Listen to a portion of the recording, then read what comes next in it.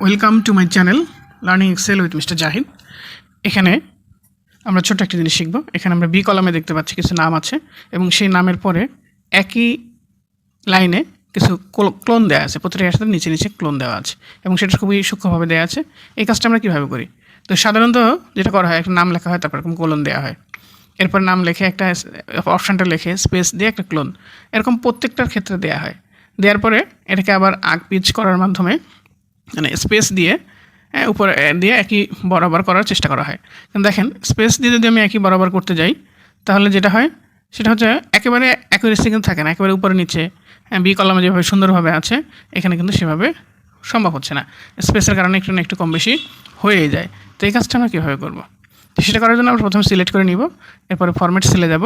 ফরম্যাটে গিয়ে কাস্টমে যে এখানে যে জেনারেলটা লেখাটা আছে, এই জেনারেল লেখাটাকে ডিলিট করে @of লিখতে হবে।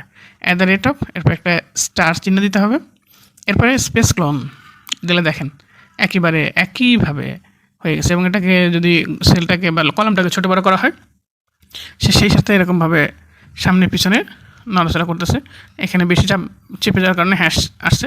অর্থাৎ এটাকে যেভাবে আমরা রাখতে চাই একেবারে ঠিক সুন্দরভাবে নিচে নিচে প্রতিটা অপশনের ডান পাশে ক্লোনগুলো এইভাবে চলে আসবে।